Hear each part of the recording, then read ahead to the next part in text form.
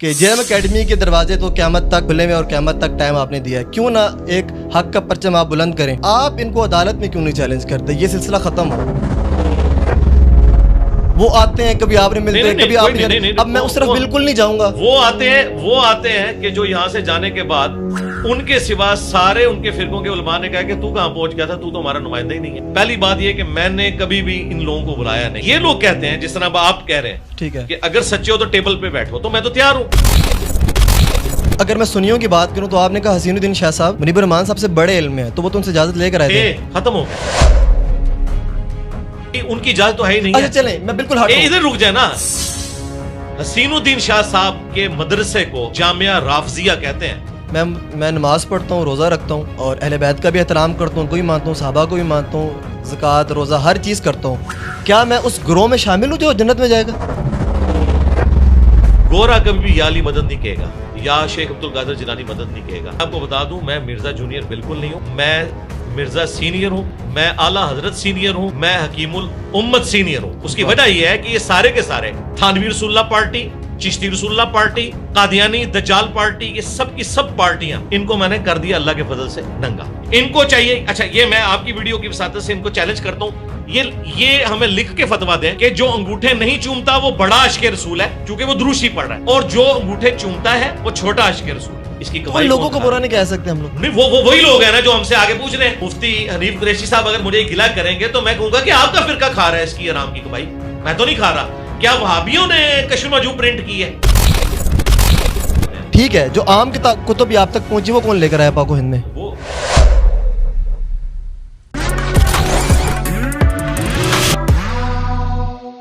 بسم اللہ الرحمن الرحیم، السلام علیکم۔ ٹی فور تماشے کی ایک اور پوڈ کاسٹ کے ساتھ میں ہوں آپ کا ہوسٹ مہراب حبیب۔ آج میں موجود ہوں شہر جہلم میں، اور میرے ساتھ موجود ہیں انجینئر محمد علی مرزا صاحب۔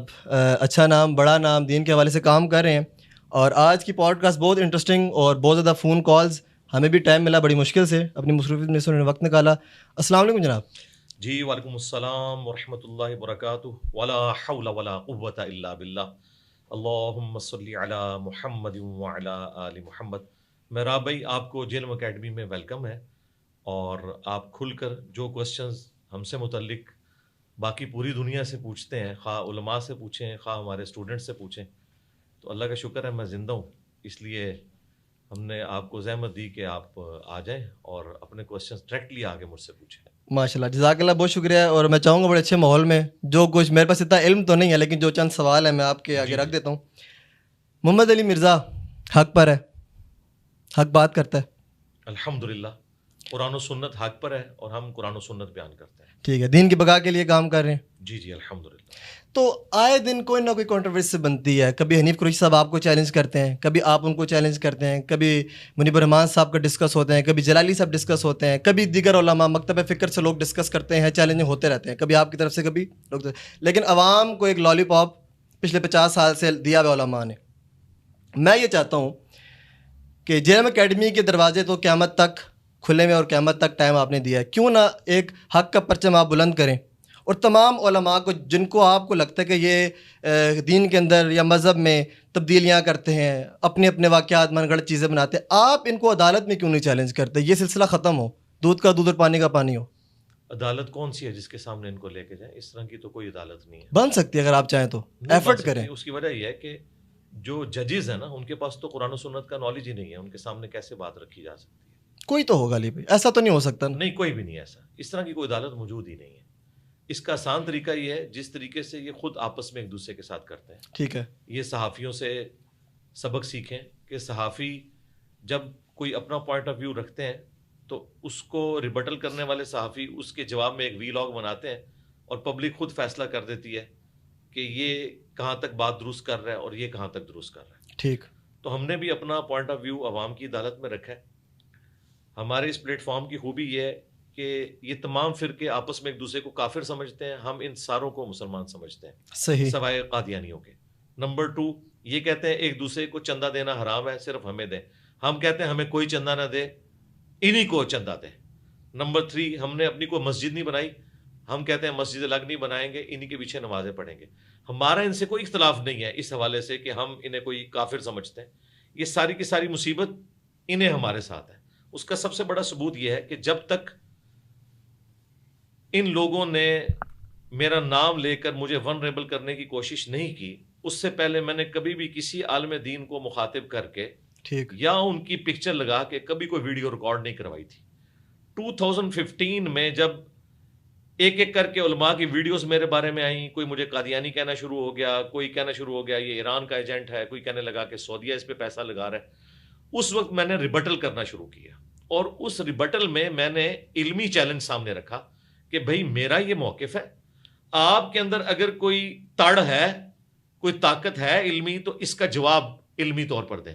چیلنج مناظرے کا میں نے کبھی بھی کسی کو نہیں دیا, اور نہ ہم اس طرح کے مناظروں کے حق میں ہیں. علی بھائی بات وہی آ گئی نا, پھر چیلنج ہو گیا, آپ بات کا جواب دیں, آپ ان کو جواب دیں. میں چاہتا ہوں ایک ٹیبل پر آگے کب بات ہوگی, ٹیبل پہ بات ہو جائے گی نا, بڑے آسان طریقہ ہے نا. وہ آتے ہیں, کبھی آپ نے ملتے ہیں, کبھی آپ نے, اب میں اس طرف بالکل نہیں جاؤں گا. وہ آتے ہیں کہ جو یہاں سے جانے کے بعد ان کے سوا سارے ان کے فرقوں کے علماء نے کہا کہ تو کہاں پہنچ گیا تھا, تو ہمارا نمائندہ ہی نہیں ہے. اور یہ ہماری مقدمہ تو واضح ہو گیا نا.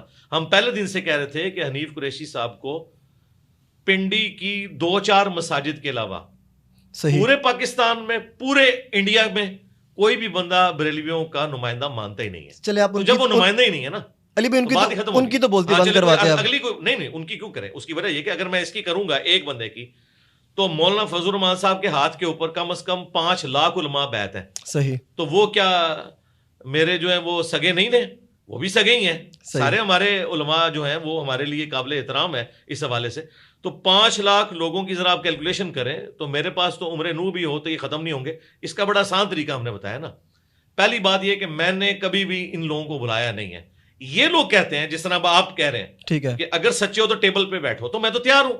میں نے کہا اس کا طریقہ یہ کہ جو تم نے بڑا اپنا لانچ کیا ہوا ہے نا, ایک مفتی منیب الرحمان صاحب سب سے بڑے ہیں بریلویوں کے, صحیح, وہ خود بیٹھ جائیں, میں قدموں میں بیٹھوں گا, ان کا آنے جانے کا خرچہ دوں گا, ایئر ٹکٹ کا, اسلام آباد سے گاڑی ان کو لے کے آئے گی, یہاں بیٹھے, میں سامنے بیٹھوں گا.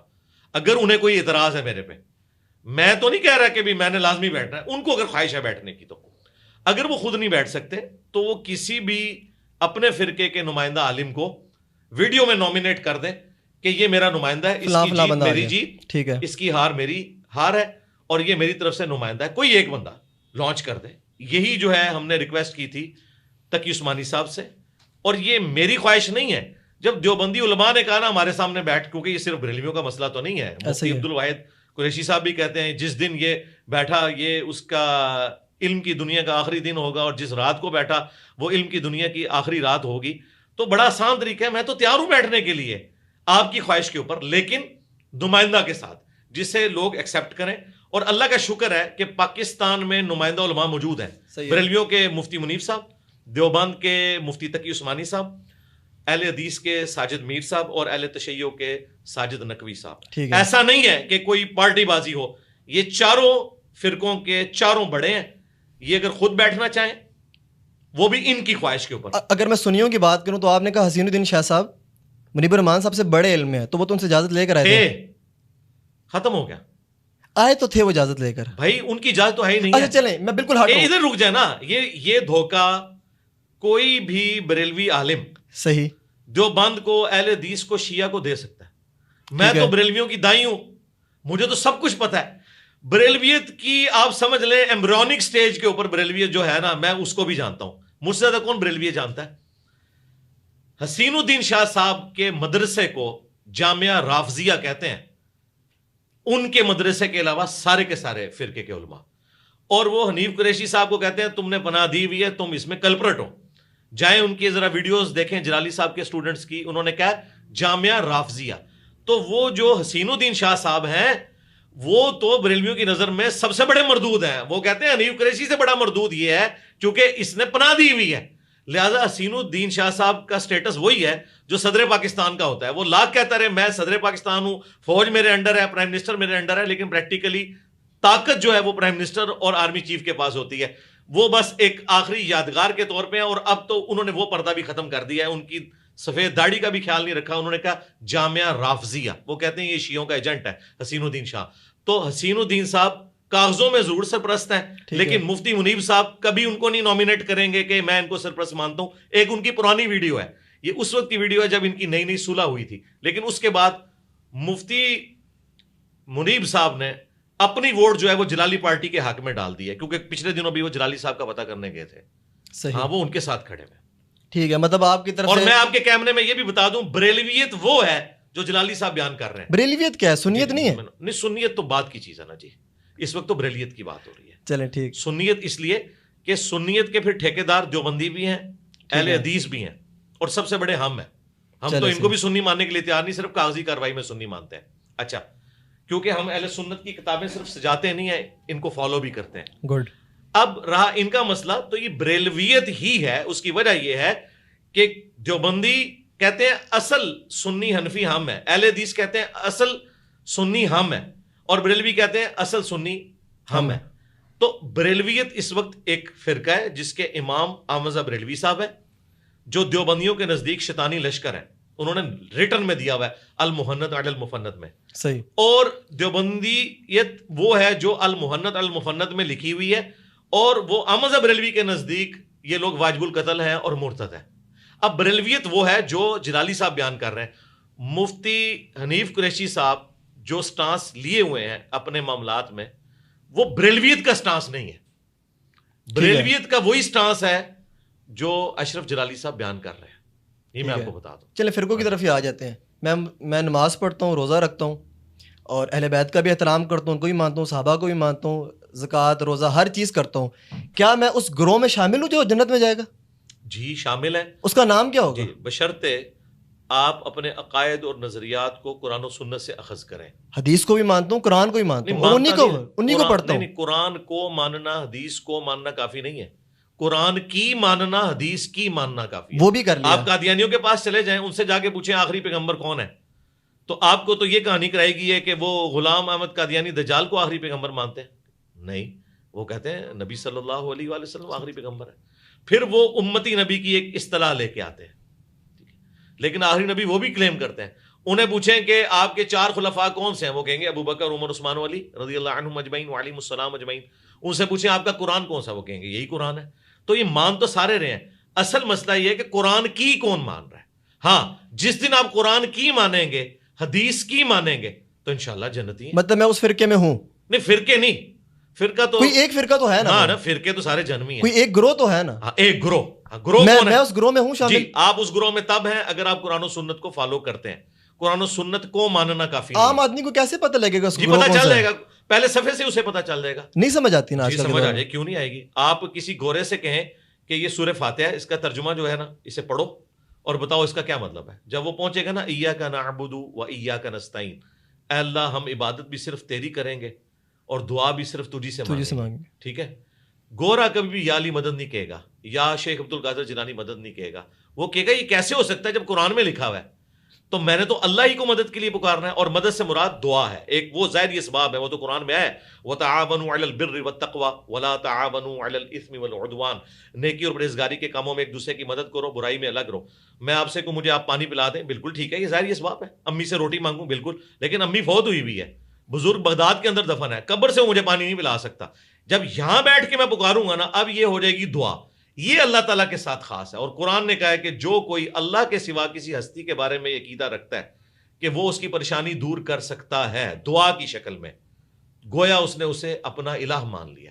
امن یجیب المضطر اذا دعاہ ویکشف السوء ویجعلکم خلفاء الارض االہ مع اللہ.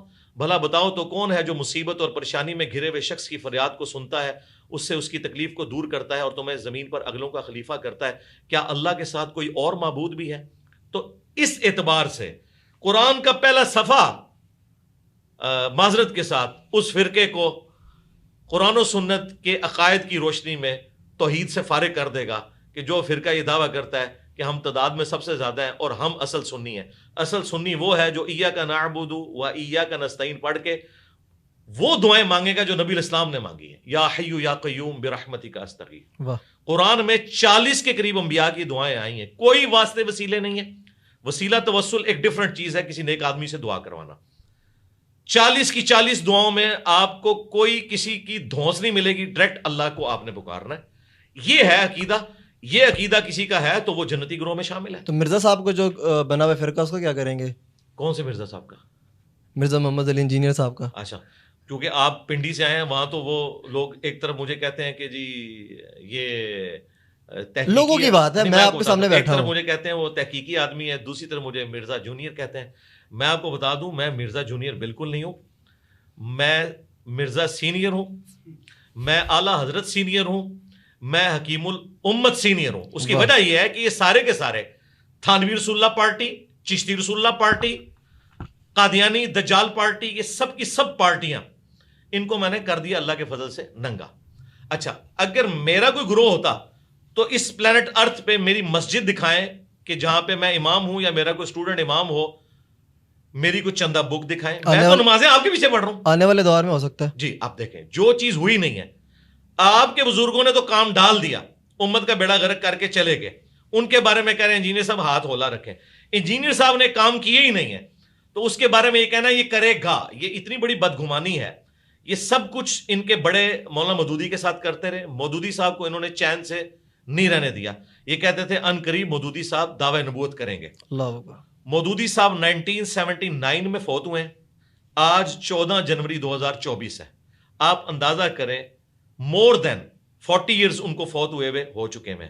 لیکن کسی ان کے بزرگ نے ابھی تک مودودی صاحب سے معافی نہیں مانگی, نہ ان کی اولاد سے. دیکھیں ان کے بزرگ تو کہتے تھے نا یہ دعوی نبوت کرے گا.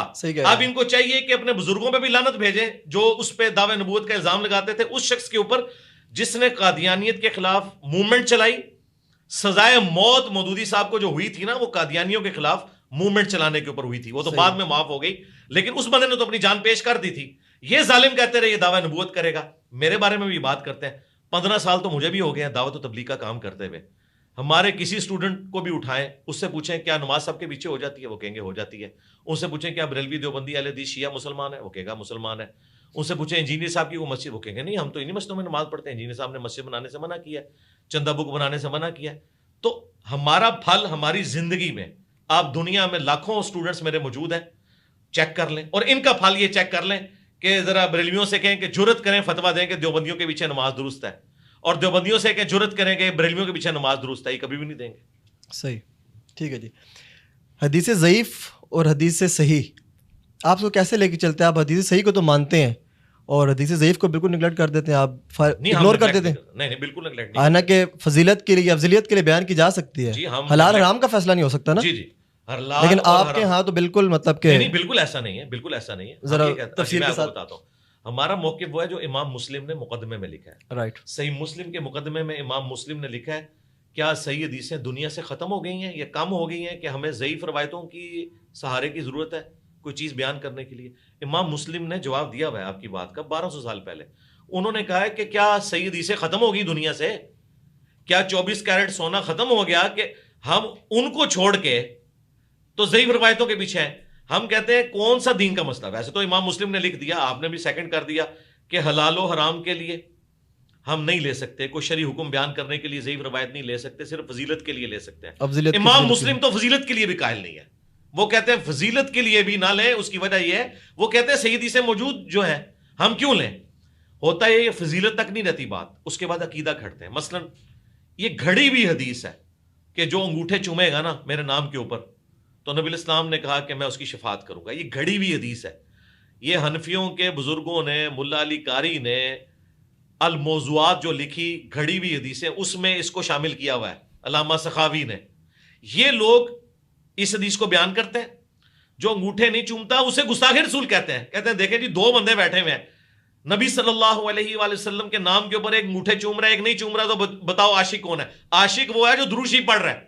کیونکہ مولا علی کا قول ہے جامعہ ترمذی میں, نبی الاسلام سے انہوں نے روایت کیا ہے کہ بخیل ہے وہ شخص جس کے سامنے میرا ذکر ہو اور وہ مجھ پر درود نہ پڑھے. اللہم صلی علی محمد وعلی آل محمد. اور ترمذی میں موجود ہے اور حاکم میں اس کی پوری سند ہے کہ برباد ہو جائے وہ شخص جس کے سامنے میرا ذکر ہو اور مجھ پر درود نہ پڑھے. اللہم صلی علی محمد وعلی آل محمد.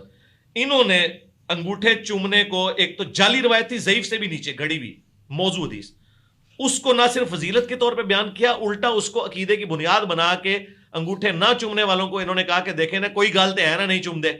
تو یہ ضعیف تک بات نہیں رہتی ہے, یہ عقیدے اس سے بناتے ہیں. آپ اس وجہ سے پھر اس کو جی ان کو چاہیے. اچھا یہ میں آپ کی ویڈیو کی وساطت سے ان کو چیلنج کرتا ہوں, یہ ہمیں لکھ کے فتویٰ دیں کہ جو انگوٹھے نہیں چومتا وہ بڑا عاشق رسول ہے, چونکہ وہ دروشی پڑھ رہا ہے، اور جو انگوٹھے چومتا ہے وہ چھوٹا عاشق رسول ہے، یا دونوں برابر کے عاشق رسول ہیں، وہ صحیح حدیث میں عمل کر رہا ہے، یہ جھوٹی حدیث میں عمل کر رہا ہے، لیکن ہے دونوں عاشق ہیں، تو ہم ساتھ ہیں ان کے، لیکن یہ تو عقیدے گھڑتے ہیں اس سے، اور الٹا دوسروں کو گستاخ کہنا شروع کر دیتے ہیں. ہمارا اختلاف یہ ہے، یہ بالکل غلط بات کرتے ہیں. پھر آخری بات یہ ہے کہ جب قرآن موجود، بخاری اور مسلم صحیحین موجود، ان صحیحین کے اندر 15,000 سے زیادہ حدیث ہیں، قرآن کی 6,500 کے قریب آیات ہیں، یہ ساری ایک مسلمان نے کور کر لی ہیں کہ وہ ضعیف روایتوں کے پیچھے پڑا ہوا ہے، سب کچھ اس کے اندر اس کو مل جائے گا انشاءاللہ تعالی. ٹھیک ہے. اچھا، ایمان ابو طالب اور حضرت ابو طالب کے اوپر شیعہ سنی وہابی جو اختلاف ہے، اس کے اوپر تھوڑا سا بتائیں آپ. کس طرح موقف تو اس معاملے میں یہ ہے، اہل سنت کے ہاں جو روایتیں ملتی ہیں نا، جی، وہ تو ایمان ابی طالب کی قائل نہیں ہے. ٹھیک، بخاری مسلم کے اندر. ٹھیک ہے. اچھا، اب اس حوالے سے میرا کیا موقف ہے؟ میرا موقف یہ ہے کہ چونکہ ابو طالب کا احسان ہے رسول اللہ کی ذات کے اوپر صلی اللہ علیہ وآلہ وسلم، اور جس کا بھی ہمارے نبی کے اوپر احسان ہے، پوری امت ان کی احسان مند ہے. اس حوالے سے ہمیں ان کے بارے میں خاموشی اختیار کرنی چاہیے، ان کا معاملہ اللہ کے سپرد کرنا چاہیے، نہ تو اس حوالے سے یہ غلوف کرنا چاہیے کہ جو لوگ روایتوں کی بنیاد کے اوپر ان کے ایمان کو نہیں مانتے انہیں گستاخ ابی طالب نہیں کہنا چاہیے. ٹھیک ہے. اور اسی طریقے سے جو لوگ ان کا ایمان ثابت کرنے کے لیے ٹیکنیکل گراؤنڈز کا سہارا لیتے ہیں کہ قرآن میں اس طرح آیت ہے، وہ ایک ٹیکنیکل بحث ہے، ان کے اوپر بھی آپ یہ تہمت نہ لگائیں کہ یہ احادیث کے منکر ہیں. ٹھیک ہے. میرا موقف یہ ہے کہ میں یہ معاملہ اللہ کے سپرد کرتا ہوں. جہاں تک رسول اللہ کے والدین کا تعلق ہے، جی، تو چونکہ نبی صلی اللہ علیہ وآلہ وسلم کے ماں باپ اہل فطرت تھے، ان کے اوپر اسلام پیش ہی نہیں کیا گیا. والد محترم تو 6 مہینے پہلے فوت ہو گئے، ایسے ہی ہے. اور سیدہ آمنہ سلام اللہ علیہا اس وقت فوت ہوئی جب نبی الاسلام کی عمر مبارک 6 سال تھی. تو ان تک نبی الاسلام کی مبارک دعوت نہیں پہنچی. حضرت ابو طالب تک پہنچی ہوئی ہے، ان تک نہیں پہنچی ہوئی. صحیح. اچھا، ان تک چونکہ دعوت نہیں پہنچی، وہ اہل فطرت ہے. قرآن میں واضح فتویٰ ہے، وَمَا كُنَّا مُعَذِّبِينَ حَتَّى نَبْعَثَ رَسُولًا، ہم کسی کو اس وقت تک عذاب نہیں دیتے جب تک کہ اس میں کوئی رسول مبعوث نہ کریں. اور قرآن پاک میں اللہ تعالیٰ نے فرمایا لِتُنذِرَ قَوْمًا مَّا أُنذِرَ آبَاؤُهُمْ فَهُمْ غَافِلُونَ. اے نبی صلی اللہ علیہ وآلہ وسلم، ہم نے آپ کو اس قوم میں پیغمبر بنا کے بھیجا ہے جس میں کوئی ڈر سنانے والا نہیں آیا تھا. تو نبی الاسلام کے والدین جنتی ہیں اور اہل فطرت میں شامل ہیں. ان کے بارے میں جو بھی زبان درازی کرتا ہے، ہمارے نزدیک وہ رسول اللہ کا دل دکھاتا ہے. اسے اپنے عقیدے کے اوپر دوبارہ سے غور و تفکر کرنا چاہیے اور اس معاملے میں توبہ کرنی چاہیے. بالکل ہمارا کلیئر کٹ عقیدہ ہے، اور یہ میں نے 10 سال پہلے اس کے اوپر ویڈیو ریکارڈ کرائی ہوئی ہے، مسئلہ نمبر 98 کے نام سے، اور مختلف اوقات میں نے اپنے اس عقیدے کا اظہار کیا ہے. الحمدللہ. علمی ماشاء اللہ بڑی اچھی گفتگو ہو رہی. مجھے بتائیں کہ حضرت علی رضی اللہ عنہ کے والد سے بات کی جاتی ہے کہ ان کی ولادت کعبۃ اللہ شریف میں نہیں ہوئی یا ہوئی، یا حرم کے کس حصے میں ہوئی. اختلاف بہت زیادہ ہے، اور آئے دن چھوٹی گیدرنگز میں نوجوان نسل کے اندر یہ جو ہے موضوع جو ہے وہ بہت زیادہ ڈسکس ہوتا ہے. اس کے حوالے سے آپ کا کیا موقف ہے؟ میرا موقف یہ ہے کہ سیدنا علی رضی اللہ تعالیٰ عنہ کا کعبہ شریف میں پیدا ہونا، یہ کعبے کی فضیلت تو ہو سکتی ہے، حضرت علی کی فضیلت نہیں ہے. اس کی وجہ یہ ہے کہ جامعہ ترمذی میں اور سنن ابن ماجہ میں حدیث موجود ہے، اے کعبہ تیری حرمت ہے اللہ تعالیٰ کے نزدیک، لیکن اللہ کے نزدیک ایک مومن کی حرمت کعبے سے بڑھ کر ہے، واہ، عام مومن کی. تو مجھے بتائیں، اگر مولا علی کعبے میں پیدا ہوں تو یہ کعبے کی فضیلت ہو سکتی ہے، مولا علی کی نہیں. اب روایت کیا کہتی ہیں؟ روایتیں جو موجود ہیں نا، المستدرک للحاکم میں روایت موجود ہے، لیکن اہل سنت کے جو محدثین ہیں ان کی اکثریت ان روایتوں کو صحیح نہیں سمجھتی. اگر کوئی اسے صحیح بھی سمجھتا ہے تو میرے نزدیک اس سے حضرت علی کی فضیلت ثابت نہیں ہوگی، کعبے کی فضیلت ثابت ہوگی، کیونکہ میرے نزدیک حضرت علی کا جو مقام ہے وہ کعبے سے بڑھ کر ہے. مستند اور اچھا جواب تھا آپ کا. مجھے یہ بتائیں کہ آپ کے نزدیک جو بابے ہیں اولیاء کرام، آپ ان کو بہت زیادہ ٹارگٹ کرتے ہیں. مجھے بتائیں، اولیاء کرام کو نہیں، بابوں کو. بابوں کو. ہاں، وہ بابے کون سے ہیں؟ وہ بابے وہ ہیں کہ جن بابوں کے بارے میں بابوں کے ماننے والے کہتے ہیں کہ انہوں نے اپنے نام کا کلمہ پڑھوایا تو ٹھیک کیا. ان سے مسوب جو باتیں ہیں، جی وہ کہتے ہیں ٹھیک ہے. نہیں وہ تو کہتے ہیں غلط بھی ہے. کب کہا؟ آپ چشتی رسول اللہ کی طرف جانا چاہ رہے اب ہے نا، نہیں کہاں جاؤں میں. اور اب جب قادیانیوں سے بات ہوگی تو قادیانی آگے سے یہ کہ ابھی آپ امتی نبی کی بات کریں گے بھی اور کیا بات کریں, تیرے ساتھ ہمارا مسئلہ ہی ہے ختم نبوت میں. احادیث بھی تو حضرت جھوٹی ہو سکتی ہیں نا, وہ احادیث تو بھی تو جھوٹی ہوتی نا. ہیں. اب ادھر رہیں بھائی, قادیانی جب ایک بات کرے گا تو قادیانی سے ختم نبوت بھی بات ہوگی نا. اگر وہ آگے کہ جی ابھی آپ مجھ سے کہیں گے جی غلام احمد قادیانی امتی نبی کیسے ہو گیا, جی یہی پوچھیں گے نا. تو اسی طریقے سے ایک بندہ آگے بابوں کا دفاع کرے گا تو اس سے تھانوی رسول اللہ, چشتی رسول اللہ کے اوپر بات کریں گے. اور اگر وہ کہتا ہے کہ جی چشتی رسول اللہ پہ مفتی منیب کا فتویٰ آ گیا تو بھائی یہ کریڈٹ تو ہمارے اسٹوڈنٹس کا ہے, ہماری ویڈیوز کا ہے. فتویٰ تو اب ہے, مفتی منیب صاحب نے 80 سال کی عمر میں جا کے ڈسکس ہوا تو فتویٰ ہے نا. یہ روایات تو پہلے بھی ہم نے انکار اس کا پہلے بھی کیا ہوا ہے. آج سے آلموسٹ 12-14 سال پہلے چشتی رسول اللہ کے حق میں بریلویوں نے مناظرے کیے ہوئے ہیں, ڈسکس تو ہوتا رہا. وہ لاہور کے ایک مفتی صاحب جو ہیں وہ اس میں پیچھے بیٹھ کے سبحان اللہ کہہ رہے ہیں جب ان کے استاد نے چشتی رسول اللہ کا دفاع کیا ہے. اور نوری قلعہ ٹھوکاں گا, وہ مناظرہ نہیں دیکھا ہوا آپ نے, تو چشتی رسول اللہ کا تو وہ دفاع کر رہے ہیں. یہ لوگ دفاع کرتے تھے. چلے میں ذرا مستند اولیاء کرام بابوں کی طرف آ جاتا ہوں. مستند کون سے ہیں جی؟ آپ نام لے لیں, آپ مجھے لگتے ہیں مستند سب سے زیادہ مستند جو ہیں وہ اہل البیت ہیں علیہم السلام, اور ان کے بعد خلفۂ راشدین ہیں اور صحابہ کرام ہیں, صحیح العقیدہ تابعین ہے, تبع تابعین ہے, اور ان کے بعد وہ محدثین جن کے اوپر امت کا اتفاق ہے, امام بخاری, امام مسلم, امام حنیفہ, امام شافعی, احمد بن حنبل, اس طرح کے جو تو جن کے بارے میں فرمایا گیا جو متقی و پرہیزگار ہے وہ اللہ کا ولی, اس کے بارے میں آپ کا جی وہ یہ لوگ ہیں نا. اس کے بعد تو فرقوں کے اولیاء ہیں نا. ان سے منسوب اگر کوئی بات ہے تو من گھڑت ہے, ہم اس کو مانتے ہیں, آپ بھی اس کو وہ کرتے ہیں. اگر تو آپ کہتے ہیں نا من گھڑت ہے, ہم یہ پوچھیں گے کہ ان کا تعارف ہی وہی چیزیں تھیں. مثلا اگر ایک بندہ کہتا ہے کہ جی کشف المحجوب میں علی بن عثمان حجویری نے جو رسول اللہ کے اوپر یہ جھوٹا الزام لگایا کہ وہ اپنے صحابی کی بیوی کے اوپر عاشق ہوئے اور بعد میں شادی کر لی, اور اس سے انہوں نے بایزید بستامی کا سکر ثابت کیا, اور جنید بغدادی کا صحف ثابت کرنے کے لیے حضرت داؤد علیہ السلام کا اپنی صحابی کی بیوی کے ساتھ سکینڈل لکھا, تو یہ علی حجویری صاحب نے نہیں لکھا تھا. تو ہم پوچھیں گے کہ بھئی ابھی تک تو آپ لوگ پرنٹ کر رہے تھے, آپ کہتے ہیں نہیں یہ الحاقی باتیں ہیں. ہم تو اس کے علاوہ بھی کئی باتیں دکھائیں گے جو الحاقی ہوں گے. الٹیمیٹلی پتہ اس کا علاج کیا ہوگا کہ کشف المحجوب سے ہی آپ کو اعلان برات کرنا پڑے گا. اور جب آپ کشف المحجوب سے یا ان کتابوں سے اعلان برات کریں گے نا تو یہ کتابیں فارغ نہیں ہوں گی, صرف بندے بھی فارغ ہوں گے. کیونکہ اگر کتابیں نہیں رہتی نا تو بندے فارغ ہیں. آپ کہیں جی امام غزالی تو تھے لیکن کیمیائے سعادت کوئی کتاب نہیں, احیاء العلوم کوئی کتاب نہیں, مکاشفۃ القلوب کوئی کتاب نہیں. ہم کہیں گے پھر تعارف کیا ہے اس بندے کا؟ تو تعارف بھی ختم ہو گیا. امام بخاری کا تعارف صحیح بخاری ہے, لیکن اگر یہ صحیح بخاری نہ بھی ہو تب بھی امام مسلم بتائیں گے کہ میں نے امام بخاری سے احادیث کا علم سیکھا ہے. یہ ایک علم ہے, وہ استادوں میں شامل ہے. ان کتابوں کے بغیر بھی ان کا انڈیپینڈنٹ تعارف ہے. لیکن جن بابوں کو سب کانٹیننٹ کے لوگوں نے اپنا بابا ڈکلیئر کیا ہے ان کا انڈیپینڈنٹ تعارف کوئی نہیں ہے. اور سب سے بڑی بات یہ ہے کہ یہ ایک دوسرے کے بابوں کو نہیں مانتے. کیا آج سے 800-900 سال پہلے جن شیعہ بابوں نے ایران کے اندر اتنا عشری دعوت کو پھیلایا ہے, ادھر کے سنی 800 سال کے پہلے کے بابے ان شیعہ بابوں کو مانتے ہیں؟ کیا وہ ان کو مانتے ہیں؟ تو یہ بابے ایک دوسرے کو تو مانتے ہی نہیں ہیں. جب ایک دوسرے کو نہیں مانتے تو آلریڈی یہ ایک دوسرے کا انکار کیے بیٹھے ہوئے ہیں. اگر میں انکار کر دوں تو کوئی فرق نہیں پڑتا. آپ نے تمام نے کچھ نہ کچھ کر رکھا ہے اس لیے آپ نہیں مانتے. ہمارے نزدیک نہیں, ہمارے نزدیک پاک و ہند کی بات کروں میں, جی جن بزرگوں کا تعارف کتابوں کے ذریعے ہمیں کروا رہے ہیں اور ان کے حق میں مناظرے کرتے ہیں, ان کی گستاخانہ عبارتوں کا دفاع کرتے ہیں, اگر تو یہ باتیں ان بزرگوں سے ثابت ہیں, منسوب کر رکھی ہیں. منسوب تو نہ کہیں, پرنٹ کون کر رہا ہے, اس کی کمائی لوگوں کو برا نہیں کہہ سکتے ہم لوگ. نہیں, وہ وہی لوگ ہیں نا جو ہم سے آگے پوچھ رہے ہیں. مثلا مفتی حنیف قریشی صاحب اگر مجھے گلا کریں گے تو میں کہوں گا کہ آپ کا فرقہ کھا رہا ہے اس کی حرام کی کمائی, میں تو نہیں کھا رہا. کیا وہابیوں نے کشف المحجوب پرنٹ کی ہے؟ انہوں نے کی ہے نا, تو وہ مجرم خود پوچھ رہے ہیں. حضرت احادیث بھی تو جھوٹی پرنٹ ہوئی ہیں نا, وہ اقرار, تو آپ حضور کے فرمان کا انکار تو نہیں کرتے. اس طرف بعد میں جائیں گے.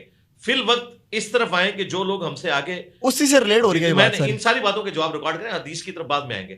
پہلی بات یہ کہ نبی علیہ السلام کی جو احادیث ہیں ان کا کیا لینا دینا کسی بزرگ کی ذاتی تعلیمات کے ساتھ. نبی علیہ السلام تو دنیا میں اللہ کے ریپریزنٹیٹیو ہیں, دین پھیلانے کے لیے آئے ہیں. یہ بابے تو امتی ہیں, چپ کر کے اپنا نماز روزہ کرتے اور جاتے ہیں دنیا سے, جان چھوڑتے ہیں ہماری. یہ کیوں کتابیں لکھ کے ہمارے متھے مار گئے ہیں؟ ان کو اتھارٹی کس نے دی تھی کہ کتابیں لکھ کے تو اپنے ملفوظات لکھ کے جی میں ادھر بیٹھا تو میں نے مرید سے کلمہ پڑھوایا, میں ادھر بیٹھا تو میں نے یہ کیا. یہ کرنے کی ضرورت کیا تھی؟ یہ جو کتابیں آپ کے پاس موجود ہیں نہیں، یہ تو حدیث ہے، یہ نبی علیہ السلام کی کتابیں ہیں نا. ٹھیک ہے، جو عام کتب یہ آپ تک پہنچی وہ کون لے کر آیا پاک و ہند میں؟ وہ دیکھ ایک سٹیپ بائی چلتے جائیں نا. پہلے ہم وہ حدیث کی کتابوں کی طرف آ رہے ہیں. حدیث کی کتابیں نبی علیہ السلام کا نالج ہے، ٹھیک ہے، اور بزرگوں کے جو ملفوظات ہیں وہ بزرگوں کا نالج ہے. لہٰذا حدیث کو اور بزرگوں کی تعلیمات کو کمپیئر کریں گے. چلے میں اس طرف بھی آ جاتا ہوں، کوئی ایسی بات لہٰذا یہ ایک ایک کر کے نا سٹیپ وائز چیزیں کلیئر ہوں گی. یہ کہنا کہ حدیث کی کتابوں میں جو جھوٹی حدیثیں آئی ہیں تو بھائی محدثین نے لکھ دیا نا کہ جھوٹی ہیں. تم بھی یہ کہہ دو کہ یہ ان بزرگوں کے واقعات جھوٹے ہیں. جب یہ تم کہو گے نا تو ہم تمہیں پھر 2008 کا تمہارا مناظرہ دکھائیں گے، پھر 2004 کا بھی مناظرہ تمہیں دکھائیں گے کہ اس دن تک تو تم ان عبارتوں کا دفاع کر رہے تھے شتیہات کے نام کے اوپر. حالانکہ اس وقت تمہیں نہیں تھا پتا کہ با خدا دیوانہ باش با محمد ہوشیار، دیوانگی صرف اللہ کے لیے ہوگی، محمد صلی اللہ علیہ وآلہ وسلم کے لیے نہیں ہوگی. اور ابھی فتویٰ صرف چشتی رسول اللہ پہ آیا، یاد رکھیے گا. جو بایزید نے کہا نا کہ میرا جھنڈا محمد کے جھنڈے سے بڑا ہوگا، یہ آپ کے پنڈی کے مفتی صاحب نے اس کی تعویل کی ہے. صحیح. اچھا اب آپ کہاں جائیں گے؟ چلے چھوڑے پرنٹنگ کو. تو مفتی حنیف قریشی صاحب نے کہا کہ میں اس کی تعویل کروں گا کہ ان کے منہ سے اللہ بول رہا تھا اور اللہ یہ کہہ رہا تھا کہ میرا جھنڈا محمد کے جھنڈے سے بڑا ہوگا. یہ انہوں نے ویڈیو میں ریکارڈ کرایا اویس ربانی صاحب کے ساتھ. اب تو کتابیں تو ختم ہو گئی نا، یہ تو ویڈیو میں آ گئے، بس اسی کو اب آگے لے کے چلیں گے. ہم یہ پوچھتے ہیں کہ قیامت والے دن شفاعت کا جھنڈا جو اللہ نے دینا ہے وہ تو دینا ہے نبی علیہ السلام کو. بے شک. بایزید کے پاس کون سا اللہ والا جھنڈا ہوگا جو ان کے منہ سے اللہ بول رہا ہوگا؟ اس کو کیا ڈیفینڈ کریں گے؟ قیامت تو قیامت ہے. نہیں، قیامت تو ان پہ میں نے ڈھا دی نا کہ قیامت والے دن نہیں، ہمیں نبی علیہ السلام نے بتا دیا نا ایسا ہی ہے کہ میں اولین اور آخرین کا خطیب ہوں. جب سارے اولین اور آخرین جمع کیے جائیں گے، بخاری مسلم میں ہے، میں اللہ کے حضور ان کی شفاعت کروں گا. نبی علیہ السلام شفاعت کا جھنڈا اٹھائے ہوئے ہوں گے. ٹھیک ہے، اگر یہ باطل تعویل کوئی کرتے نا تو یہ کر سکتے تھے کہ نبی علیہ السلام وہ جھنڈا جو ہے وہ مولا علی کو دیں گے، مولا علی نے فلاں کو دیا، کرتے کرتے بایزید تک آ گیا، پھر بایزید کو بچا سکتے تھے، لیکن اب نہیں کر سکتے. انہوں نے یہ تعویل کی کہ بایزید کے منہ سے اللہ بول رہا تھا اور اللہ کا جھنڈا محمد کے جھنڈے سے بڑا ہوگا. یعنی انہوں نے قیامت کے دن دو جھنڈے کھڑے کر دیے ہیں، ایک اللہ ایک نبی کا. ہم کہتے ہیں جھنڈا ہے ہی ایک ہے اللہ کا جو نبی علیہ السلام کے ہاتھ میں ہوگا. لہذا پرنٹنگ والا معاملہ تو مر گیا. اب اس نے ویڈیو میں مانا ہے کہ اس کا یہ عقیدہ ہے کہ بایزید کے منہ سے اللہ بولتا تھا اور وہ یہ کہتا تھا کہ میرا جھنڈا محمد کے جھنڈے سے بڑا ہوگا اور میرے جھنڈے کے نیچے محمد اور تمام انبیاء ہوں گے. یہ بات ویڈیو میں ریکارڈ ہو گئی ہے اور انشاءاللہ تعالی قیامت والے دن اس بندے کی پکڑ کے لیے صرف یہ ویڈیو کافی ہوگی. اسے کہ مرنے سے پہلے توبہ کر لے. بایزید کے ساتھ تو جو ہوگی ہوگی، اگر اس نے یہ کیا، نہیں کیا تو وہ ہے. تم نے اپنا بیڑا غرق کروا لیا. اے ممکن ہے بایزید نے یہ نہ کہو اور وہ کہے قریشی صاحب میرے پیچھے اپنی آخرت برباد کر لیجئے، کیوں تسی کیا کہ اللہ میرے منہ تو بولیا. انہوں نے اللہ کو رسول اللہ کے مقابلے پہ لا کے کھڑا کر دیا. تو مجھے بتائیں یہ کون سا ہے؟ تو یہ پرنٹنگ والی بات تو مر گئی، یہ پرانی باتیں ہو گئی. اللہ کا شکر ہے میرے شور مچانے کی برکت سے ان کا اندر کا جو وہ سارا عقیدہ تھا نا وہ کھل کے نا انہوں نے الٹی کر دیا. میں تو آپ لوگوں کو منوا ہی نہیں سکتا تھا، اب تو ویڈیو میں اس نے مان لیا کہ واقعی ہمارا یہ عقیدہ ہے کہ بایزید کے منہ سے اللہ بولتا تھا اور یہ اللہ نے کہا ہے. میں بتاتا ہوں یہ جھنڈا کون سا ہے. بخاری مسلم میں حدیث ہے قیامت والے دن ہر غدار اور خائن کے لیے ایک جھنڈا میدان معاشر میں گاڑا جائے گا اور بتایا جائے گا یہ تھا جس نے دنیا میں خیانت کی، غداری کی. میرے نزدیک جن جن لوگوں نے رسول اللہ کی عصمت کے اوپر ڈاکہ مارا ان کے جھنڈے ہوں گے. وہ لواء الحمد والا جھنڈا نہیں ہوگا، شفاعت والا. یہ جھنڈے وہ ہوں گے کہ دنیا کو بتایا جائے گا کہ اے او بزرگ جنہیں رسول اللہ کی عزت کے اوپر ڈاکہ مارا، پہچان لو اس کی بوتھی، دیکھو اب اس کے ساتھ کیا کرنے والے ہیں. یہ جھنڈے تو ہیں، یہ بخاری مسلم سے ثابت ہے. ہمارے نبی کا جھنڈا بخاری مسلم سے ثابت ہے. اللہ کا وہ جھنڈا جو بایزید کے ہاتھ میں ہونا ہے وہ کسی ضعیف حدیث سے ہی دکھا دیں. آپ کہتے ہیں ہم ضعیف حدیث کو بھی مان لیں گے، لیاؤ کتنے کڈو منگوا لیتے ہیں، منگوا لو. ہاں تو ہوں میں کہاں نہ کہاں ٹائم قیامت تک ہی ہو، ٹائم قیامت تک واقعی ہونا بھی چاہیے. اور میں امید کروں گا آپ نے لے کے آنا ہے، یہ کیمرے کی طرف دیکھ کے کہیں کہ میں امید کرتا ہوں. بلکہ جو میں نے پہلا سوال آپ سے کیا کہ اگر آپ پرچے میں حق بلند کر دیں پہلی بیعت میں آپ کی کروں گا، پہلا اسٹوڈنٹ میں آپ کو بنوں گا. نہیں کروانا، پہلا اسٹوڈنٹ میں آپ کو بنوں گا، پہلا اسٹوڈنٹ میں آپ کو بنوں گا. ٹھیک ہے جی. میڈیا پرسنز میں اختلاف کرتے ہیں نا آپ سے وہ لوگ. جی کریں کوئی مسئلہ نہیں. ولایت کا معیار آپ کے سامنے کیا ہے؟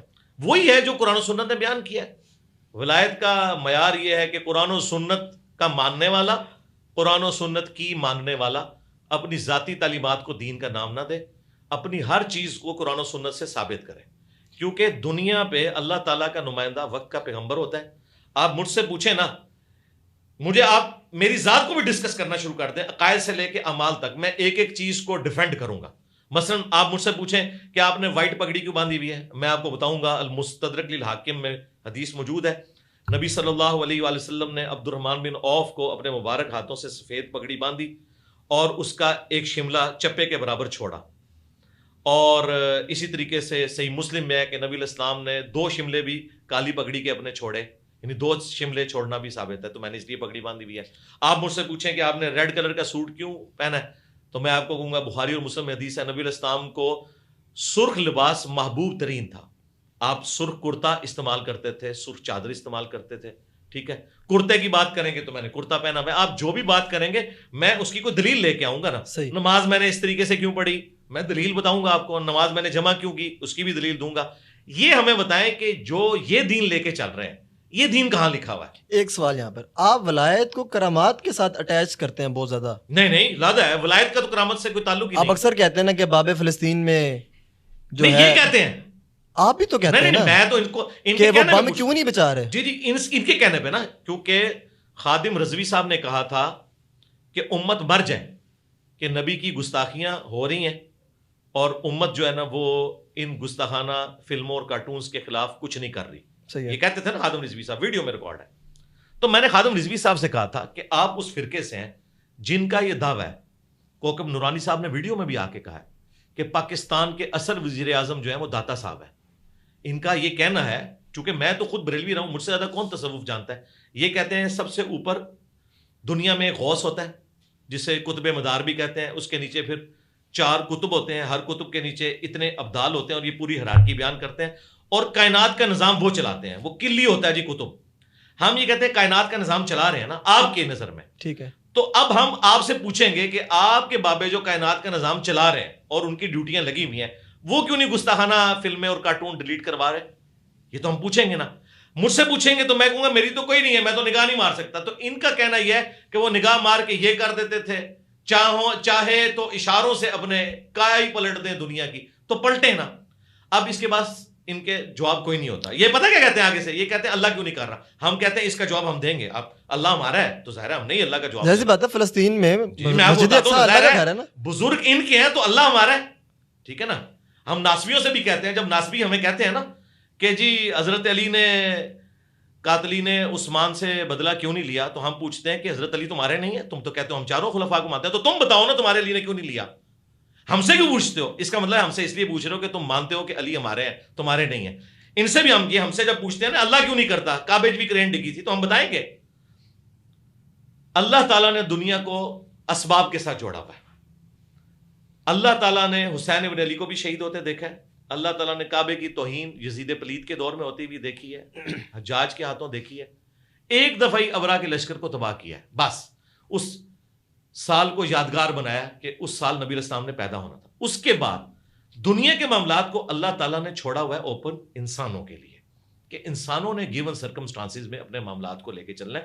اللہ تعالیٰ نے انٹروین نہیں کرنا. ایون نبی علیہ السلام بھی آپ دیکھیں آپ کے 4 دانت شہید ہوئے غزوہ احد کے اندر. صحابہ اکرام آپ کے پہرے کے اوپر ہوتے تھے. حضرت طلحہ کا ہاتھ شل ہو گیا تھا، تیروں کو اپنے ہاتھوں پہ روک روک کے.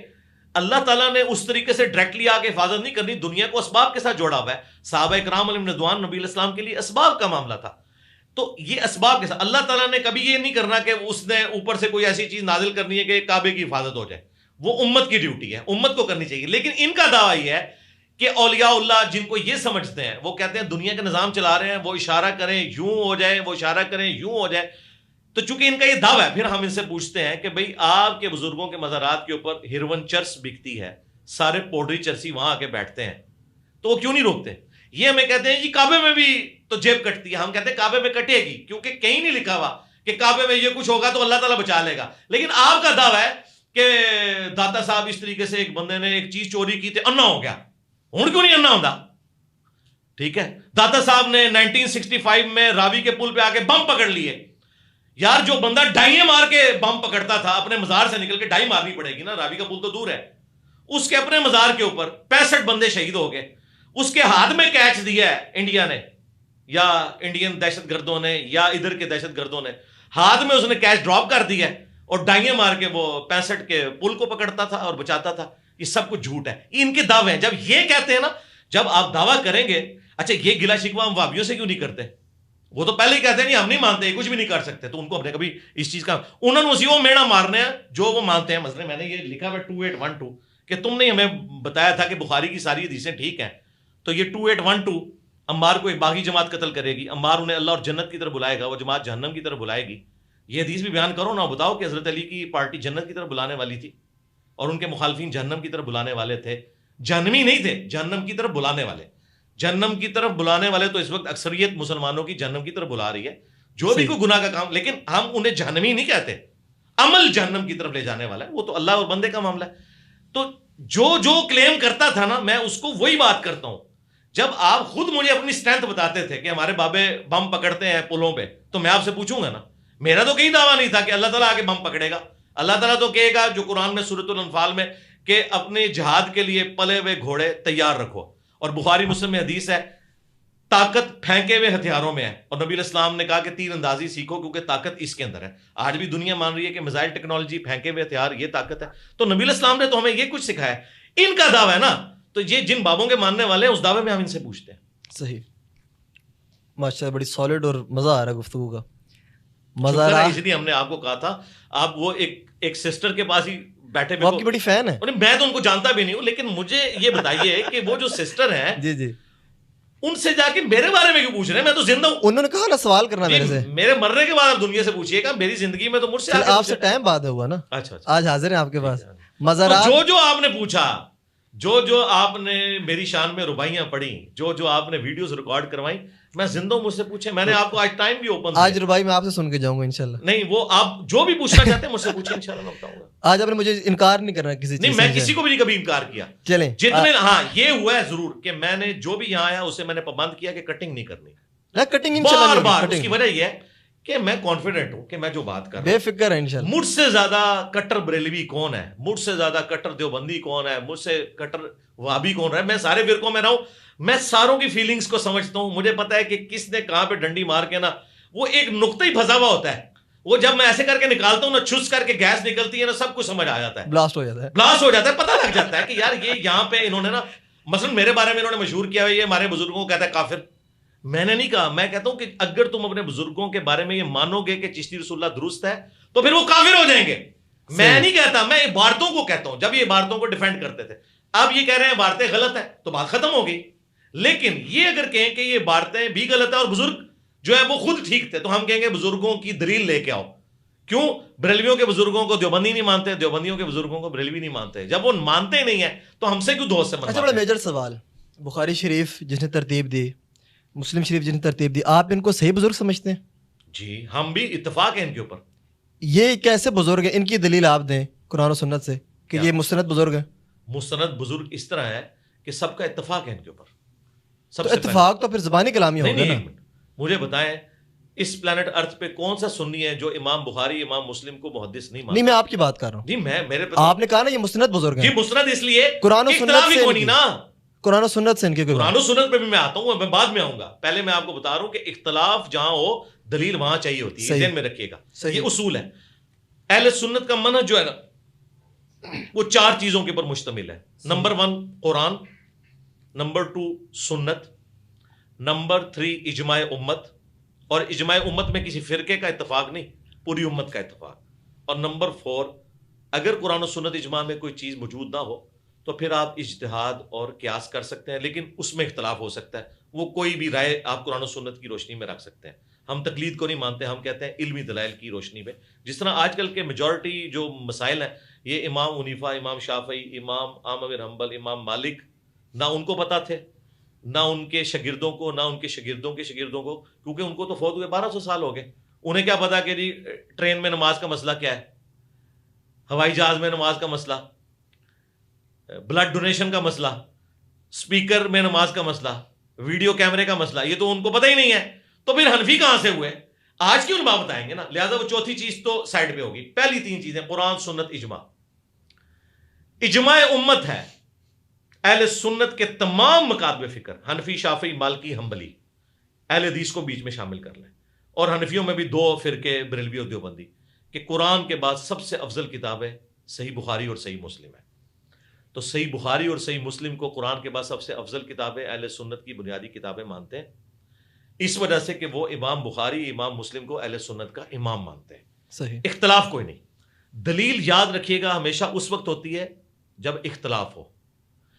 جب اختلاف نہ ہو، سارے ایک ہی بات کر رہے ہو، مثلا سارے مسلمان کہتے ہیں نمازیں 5 ہیں، آپ کے لیے دکھائیں کہاں لکھا ہوا ہے، ضرورت ہی نہیں ہے، اجماع امت ہے، سارے مان رہے ہیں. ہاں جہاں اختلاف آئے گا، نماز قبلہ رخ پڑھنی چاہیے، قرآن میں 2 رکوع ہیں لیکن اس کی ضرورت ہی نہیں، اس کے بغیر بھی مسلمان قبلہ رخ نماز پڑھے گا. صحیح. ٹھیک ہے، اجماع امت ہے، اختلاف کوئی نہیں ہے. امام بخاری امام مسلم کے اوپر کوئی اختلاف نہیں ہے. امام بخاری اور امام مسلم کی بزرگی اس حوالے سے ہم مانتے ہیں کہ امام بخاری اور امام مسلم نے جو کچھ امت کو دیا پچھلے 1200 سال سے، اہل سنت انہی 2 کتابوں کے اوپر ڈیپینڈنٹ ہیں نبی صلی اللہ علیہ وآلہ وسلم کے فرامین کو ماننے کے اعتبار سے.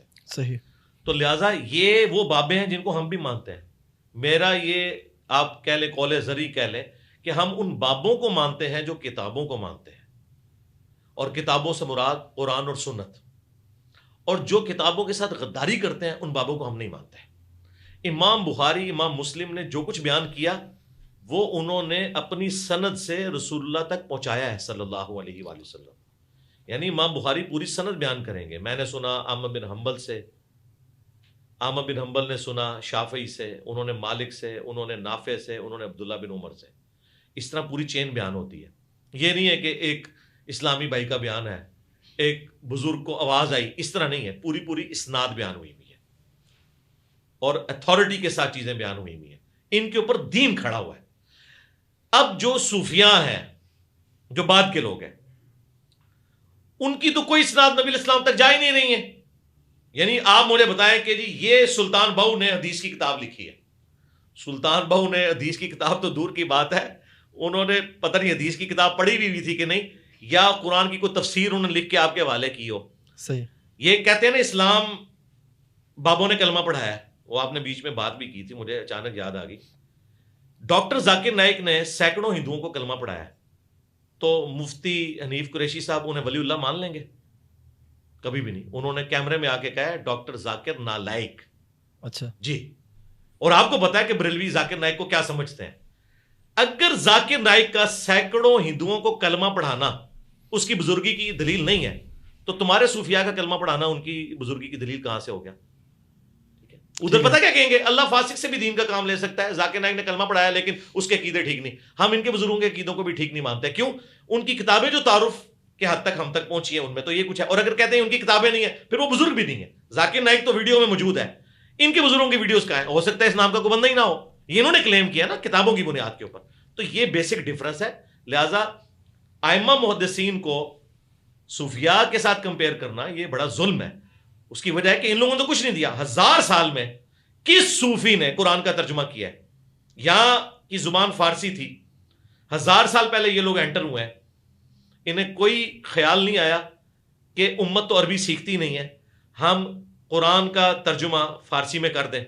انہیں ڈر تھا کہ قرآن پڑھا پھر ہمارے ہاتھوں سے گئے. خود کتابیں فارسی میں لکھتے رہے ہیں. علی اجویری صاحب نے کشف معجوب عربی میں کیوں نہیں لکھی؟ فارسی میں لکھی. کیوں؟ ان کی آڈینس فارسی تھی. کتابیں اپنی فارسی میں لکھتے رہے اور قرآن کا ترجمہ نہیں کیا، اس کو عربی میں رہنے دیا تاکہ مردے بخشواتے رہے. بخاری مسلم کا انہوں نے ترجمہ نہیں کیا. صحیح. بخاری کا پہلا ترجمہ 100 سال پہلے ہوا ہے 1920 میں. آج 2024 ہے 14 جنوری. قرآن کا پہلا ترجمہ شاہ ولی اللہ دہلوی نے کیا ہے، جنہیں فوت ہوئے بمشکل 1176 ہجری میں وہ فوت ہوئے ہیں. آج 1445 ہجری چل رہا ہے، 300 سال بھی نہیں ہوئے. اس سے پہلے قرآن کا ترجمہ ہی کسی نے نہیں کیا. یہ اب کہہ رہے ہیں یہ اعلیٰ حضرت نے کیا. اس کا مطلب ہے کہ اعلیٰ حضرت سے پہلے کوئی بندہ بھی نہیں تھا کہ جو ترجمہ کرتا. پھر کیا دین کی خدمت کی؟ یار نہ تم نے حدیث کا ترجمہ کیا، نہ تم نے قرآن کا ترجمہ کیا، پھر خدمت کون سی دین کی؟ کہتے کلمہ پڑھایا. کلمہ تو ذاکر نائک نہیں پڑھایا. نہیں جی وہ عقیدے ٹھیک، تو بابے نے عقیدے ٹھیک نہیں. کیسے پتا چلے گا؟ قرآن و سنت سے. ایک گراؤنڈ کے اوپر کھڑے ہو نا کہ یا تو آپ کلمہ پڑھانے کو دلیل مان لیں، تو ذاکر نائک نے تو مٹی پلید کر دی آپ لوگوں کی. آپ کے بزرگوں کا تو جھوٹ ہو سکتا ہے کیونکہ کہتے ہو 90 لاکھ تو اس زمانے میں بات ہی نہیں تھی. 8 سے 800 سال پہلے معین الدین چشتی فوت ہوئے ہیں، اس زمانے میں تو یہاں 90 لاکھ آبادی نہیں تھی. اچھا ذاکر نائک کا کلمہ پڑھانا تو ویڈیو میں ریکارڈ ہو گیا ہے. جس دن یہ ذاکر نائک کو ولی اللہ مان لیں گے نا، پھر انہیں ماننا پڑے گا ذاکر نائک تو وہی توحید بیان کر رہا ہے جو انجینئر صاحب کر رہے ہیں. پھر میں بھی ولی اللہ جڑا نا جھگے چ بن جاواں گا, ٹھیک ہے نا. تو یہ ان کے عقیدوں کو غلط سمجھتے ہیں. ہمیں بھی اختلاف ہے ذاکر نائک کے بعض چیزوں سے جدید والے مسئلے میں اور مسائل کے اندر, لیکن عقیدہ توحید کے اعتبار سے وہ ان کے بزرگوں سے بھی بہتر ہے اور ان سے بھی بہتر ہے. مزار پر سلام کرنا اسپیشلی اور دعا کرنا آپ کے نزدیک کیسا؟ شارٹ اینڈ کرسپی سا جواب چاہیے آپ سے. سلام تو آپ نے جا کے قبرستان میں کرنا ہے, صحیح مسلم میں حدیث کسی ہے. مزار پر کہیں پر بھی السلام علیکم اہل الدیار من المؤمنین والمسلمین, تو آپ نے سلام کرنا ہے اور ان کے لیے دعائے مغفرت کرنی ہے. یہ تو مسلم شریف میں دعا ہے, السلام علیکم اہل الدیار من المؤمنین والمسلمین وإنا ان شاء اللہ بکم للاحقون نسأل اللہ لنا ولکم العافیہ. سلام ہو جو یہاں پہ دفن ہو, مومنین اور مسلمین. ہم نے بھی عنقریب مر کر اسی جگہ پر آنا ہے. صحیح. ہم تمہارے لیے بھی اور اپنے لیے بھی اللہ کے حضور عافیت کی دعا کرتے ہیں. بالکل صحیح. آپ جائیں, بر امام جائیں, دادا دربار پہ جائیں, وہاں جا کے آپ نے اونچی آواز سے کہنا ہے کہ سلام ہو آپ پر حضرت صاحب, ہم بھی عنقریب مر کر اسی جگہ پر آنے والے ہیں جہاں پہ آپ پہنچ چکے. صحیح. ہم اللہ کے حضور آپ کے لیے بھی اور اپنے لیے بھی عافیت کا سوال کرتے ہیں. اللہ تعالیٰ آپ کے گناہوں کو بخش دے, آپ کی قبر میں کیڑے نہ پڑیں, جو گناہ آپ نے چھپ چھپ کے کیے اللہ تعالیٰ وہ بھی معاف کرے, جو گناہ آپ لوگوں کے سامنے کرتے تھے اللہ تعالیٰ وہ بھی معاف کرے, اور قیامت والے دن اللہ تعالیٰ آپ کو جہنم کی آگ سے بچائے. یہ ساری دعائیں کریں. لیکن یہ کیا کرتے ہیں, یہ جا کہتے ہیں بابا جی تسی کچھ کرو. یہ وہ تو غلط ہے. ہاں, اصل مسئلہ یہ ہے, ہم وہ تو کہتے ہیں غلط ہے. بابے کے لیے آپ نے کچھ کرنا ہے, اس نے آپ کے لیے کچھ نہیں کرنا, آپ نے اس کے لیے دعا کرنی ہے. مطلب وسیلہ نہیں دے سکتے آپ. نہیں, وسیلہ کیا دینا ہے, وسیلہ تو یہ ہے کہ آپ کسی نیک بندے سے جا کے دعا کروائیں, جو صحیح بخاری میں ہے. مطلب صاحب مزار سے آپ کچھ نہ کہیں. جی صحیح بخاری میں حضرت عمر نے ہمیں عقیدہ بتا دیا, 1010 نمبر حدیث ہے, 1010 صحیح بخاری میں. اللہم انا کنا نتوسل الیک بنبینا, اے اللہ پہلے ہم تیرے نبی کے وسیلے سے تیری طرف متوجہ ہوتے تھے اور تو ان کی دعا کی برکت سے بارش نازل فرماتا تھا. اب ہم تیرے نبی کے چچا کو لے کر آئے ہیں. کیا نبی الاسلام دنیا میں جب چلے گئے تو ان کی بزرگی ختم ہوگی؟ نعوذ باللہ, نہیں. لیکن حضرت عمر نے جا کے قبر رسول سے جا کے دعا نہیں کروائی, نہ اللہ تعالیٰ کو نبی الاسلام کا وسیلہ پیش کیا, بلکہ کہا کہ ہم وسیلہ اختیار کرتے تھے کہ نبی الاسلام کی دعا کی برکت سے بارش نازل ہوتی تھی, اب ہم چچا کو لے کے آئے, ان کی دعا سن لیں. وسیلہ ہے کسی نیک بندے سے جو دنیا میں موجود ہے دعا کروائی جائے. حالانکہ یہ حضرت عمر وہ ہیں جن کے بارے میں صحیح مسلم میں ہے کہ ایک سفر میں جب کھانا اور پانی کم پڑ گیا تو انہوں نے کھانا اور پانی کا ایک پیالہ جمع کر کے نبی الاسلام کو دیا اور کہا یا رسول اللہ آپ برکت کی دعا کریں, آپ کی دعا کی برکت سے تو اللہ تعالیٰ تھوڑے کو زیادہ کر دیتا ہے. کیونکہ حضرت عمر نے, بخاری مسلم میں آتا ہے, وہ منظر دیکھا تھا کہ نبی الاسلام نے جب صلح حدیبیہ کے موقع پر پانی کے پیالے میں انگلیاں رکھی تو چشمے جاری ہوئے. جابر بن عبداللہ کہتے ہیں کہ 1500 صحابہ نے پانی پیا, جانوروں کو پلایا, اپنے مشکیزیں بھی بھر لیے, تب بھی وہ پانی زیادہ تھا. اور جابر بن عبداللہ کے الفاظ ہیں بخاری مسلم میں, ہم 1,00,000 بھی ہوتے ہیں نا وہ پانی زیادہ تھا. اب حضرت عمر دعا کروا رہے ہیں, حضور کی دعا کی برکت سے وہ بڑھ گیا. لیکن وہی حضرت عمر حضور کی وفات کے بعد یہ نہیں کہہ رہے یا رسول اللہ قبر سے ہاتھ باہر نکالے میں پیالہ لے کے آیا ہوں, جس طرح یہ کہتے ہیں جی شیخ عبد القادر جیلانی کا مرید تھا شیخ احمد رفاعی, وہ قبر رسول پہ 550 سال بعد حضور کی وفات کے حاضر ہوا اور نعتیہ اشعار پڑھے اور نبی الاسلام نے قبر سے ہاتھ باہر نکال دیا. 90,000 لوگوں نے منظر دیکھا جس میں عبد القادر جیلانی بھی شامل ہیں. یہ دیوبندیوں نے بھی لکھا, شیخ زکریا کاندلوی نے فضائل حج میں, اور بریلویوں کے فیضان سنت میں لکھا ریاض قادری صاحب نے. ہم یہ کہتے ہیں کہ یہ ہاتھ مبارک سیدہ فاطمہ کے لیے تو کبھی نہیں نکلا, اما عائشہ کے لیے تو یہ ہاتھ نہیں نکلا جب وہ جمل کے لیے جا رہی تھی. یہ بعد والے کہاں سے کہتے ہیں کہ یہ ہاتھ نکلا, یہ بالکل جھوٹ بولتے ہیں. اور سب سے بڑی بات وہ کہتے ہیں عبد القادر جنانی بھی منظر دیکھ رہے تھے. عبد القادر جنانی کی بدبختی ہے کہ منظر ہی دیکھتے رہے, ہاتھ نہیں چوما انہوں نے, ان کے مرید نے چوم لیا. یہ سب کچھ فراڈ ہے, جھوٹ ہے. صحابہ کرام کے زمانے میں ایسا کچھ نہیں ہوتا تھا. ایک قادیانیوں کے حوالے سے آپ کا موقف جاننا چاہتا ہوں میں, اور آپ ایک گولڈن چابی کا ذکر کرتے ہیں اکثر, گولڈن کی کا واضح کرتے ہیں ذرا, کیا چکر ہے؟ قادیانی ظاہر ہے کہ انہوں نے ایک جھوٹی نبوت کلیم کی ہے, ٹھیک ہے, تو وہ بخاری مسلم میں حدیث ہے قیامت اس وقت تک نہیں آئے گی جب تک کہ 30 جھوٹے دجال نہ پیدا ہو جائیں میری امت کے اندر. اور وہ دعوے نبوت بھی کریں گے. تو غلام احمد قادیانی بھی انہی دجالوں میں سے ایک دجال تھا صحیح, جس نے جھوٹا دعوے نبوت کیا, اور انہیں ہم کافر سمجھتے ہیں. باقی جو وہ گولڈن کی ہے دعوت کے حوالے سے وہ یہ ہے کہ قادیانیوں کو دعوت حق دینے کے لیے یہ چیز ضروری ہے کہ وہ جو مظلومیت کا کارڈ کھیلتے ہیں نا وہ ان کے اوپر الٹا جائے. وہ یہ کہتے ہیں کہ ہمیں یہ سب لوگ کافر کہتے ہیں, تو انہیں یہ بتانے کی ضرورت ہے کہ سب سے پہلے تم نے باقیوں کو کافر کہا ہے. صحیح. انہوں نے کلیم کیا کہ غلام احمد قادیانی دجال پیغمبر ہے اور پیغمبر کا نام ماننے والا کافر ہے. ظاہر ہے کہ جب پیغمبر ہے تو پھر نام ماننے والا کافر ہے. انہوں نے پوری امت کو کافر کہا. اس کے جواب میں ہم نے ان کو بتایا کہ آپ نے ختم نبوت کی جو یہ والی تعبیر کی ہے یہ بالکل ثابت نہیں ہے. اگر خلافت راشدہ قائم ہوتی تو جو کچھ مسلمہ کذاب کے ساتھ حضرت ابوبکر صدیق رضی اللہ تعالیٰ عنہ نے کیا وہی کچھ ان قادیانیوں کے ساتھ ہوتا جنہوں نے غلام القادیانی کو اس وقت امتی نبی کلیم کیا اور ایکسیپٹ کیا. انہوں نے ہمیں کافر قرار دیا. الٹا یہ کہتے ہیں جی نہیں ہم تو آپ کو مسلمان مانتے ہیں عموماً لوگ.